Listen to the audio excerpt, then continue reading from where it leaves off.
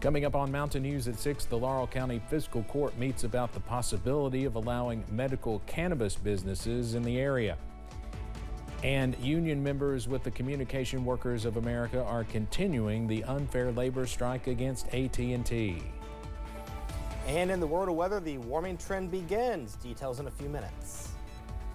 Dedicated to Eastern and Southern Kentucky, this is WYMT Mountain News at 6. Today, the Laurel County Fiscal Court voted to prohibit the sale of medical cannabis in Laurel County, but that might not be the case later this year in the city of London. WYMT's Austin Hicks explains. Members of the Laurel Fiscal Court approved Ordinance Number 460, which prevents the sale of medicinal cannabis in Laurel County. The decision to prevent the sale of the product, London Mayor Randall Weddle says, is a huge loss for the economy. It's a great impact. The economics of it, the job creation that, as a mayor, that I'm constantly looking and trying to work with our economic development, which does a wonderful job here. It puts them in a bad position because they're trying to get those jobs created. That's good paying jobs that family can make a living wage. With dispensaries now being unable to sell the product to people in the community, Hometown Hemp owner Tracy Fisher believes this can negatively impact not just the potential businesses that medicinal cannabis can bring to Laurel County, but also a doctor's ability to treat some of their patients. We have kids that have not had seizures in 2 years now, several, not just one. This greatly helps, but there are so many people who need more, and we can't go there legally. In order for a business to sell medicinal cannabis, it would have to be in a city that voted to allow the product sale, like Corbin. This could potentially lead to issues with distributors. We might be forced to try and find something in downtown Corbin or downtown London to come set up operation, and now we've got a giant grow right underneath their nose versus being tucked away back in the county. Ordinances are not final and can be reviewed and re-voted on at a later date. Mayor Weddle says people can do their part so that in the future, all of Laurel County can have access to medicinal cannabis. I think that it's important come November for the city residents to let their voices be heard, to let them know that the fiscal court was not correct in their decision. For all those in the county, they need to be contacting the fiscal court members, the county judge, and letting their voices be heard. As of now, Corbin is the only city in Laurel County that can legally sell medicinal cannabis. In London, Austin Hicks, WYMT Mountain News. Mayor Weddle says by denying the sale of medical cannabis in Laurel County, you will see an increase in the number of people who try to buy it elsewhere or buy it illegally. 2 people are dead and 2 more injured following a crash in Claiborne County, Tennessee. Tennessee Highway Patrol officials say it happened at approximately 11:15 last night. Police were called out to the crash on Old Highway 63 at Dan Bean Road. The driver of an SUV went off the road before hitting several trees. The 2 passengers injured in the crash were flown to a hospital. No names have been released. A student at one elementary school in Harlan County was arrested following an incident school officials viewed as threatening. School officials say they were made aware of a gesture made by a student at James A. Kaywood Elementary School. Following an investigation, the student was charged with terroristic threatening. Officials say disciplinary action will follow. They also say no weapon was found and one was never on school grounds. A Pike County man is facing a host of charges after police found drugs on him after pulling him over. The incident happened Tuesday when police noticed that the right tail lamp on Jamie Brown's vehicle was out. After failing a sobriety test, Brown was arrested. During a search of his vehicle, police found meth, heroin, along with 2 scales and a glass pipe. Brown was taken to the Pike County Detention Center. A Laurel County woman is behind bars after police found meth in her possession. Police were called out to a crash involving a dirt bike on Highway 1376 yesterday. While they were heading to the crash, police were notified a woman was trying to get the driver of the bike into her vehicle to leave the scene with her. Police were told Rebecca Blevins threw something into a field, which was later found by police. She was taken to the Laurel County Correctional Center.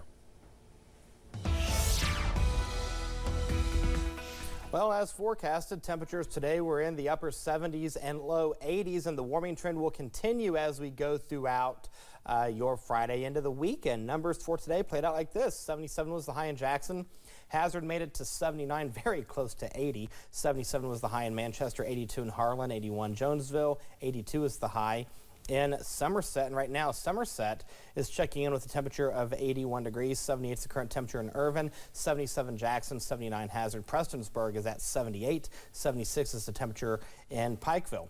All is quiet right now on live pinpoint Doppler radar. This again will get a break as we go throughout the weekend.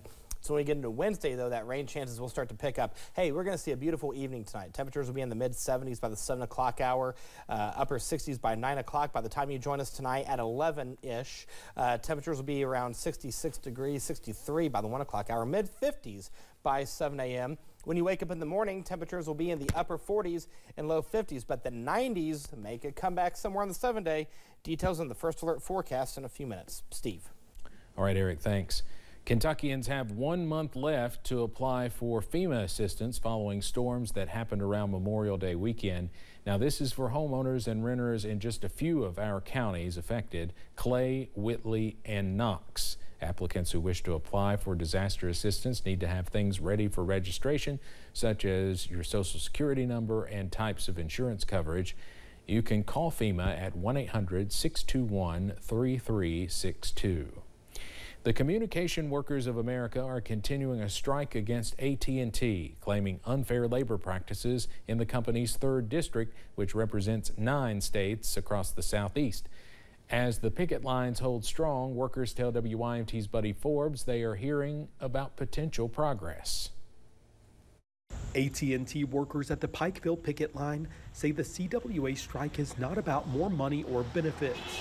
And we're not even near there, and been bargaining for 2 months. So we just want the company to respect us, get someone at that table that can make decisions. Workers say those cannot even be a factor until they have something to negotiate, which is the real issue, since they claim a tentative contract is not being presented to the more than 17,000 workers in District 3, weeks after the previous contract expired. People starting to get a little anxious out here, wanting to provide for their families, but also it's like, where does this stop? And since this is not the first time the company has been challenged for what workers are calling unfair labor practices, the crews say a strike is the only way to feel heard.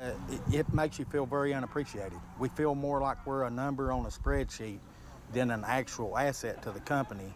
AT&T responded to the strike, saying the claims are not grounded in fact, and the company has been engaged in bargaining since day one, eager to make an agreement. But workers say those conversations have been ongoing with people who cannot make substantial promises or sign contracts. And we're just out here asking them to do what's right, come to the table and tell us what you can do and what you can't do, and let us decide if it's fair and let us go back to work.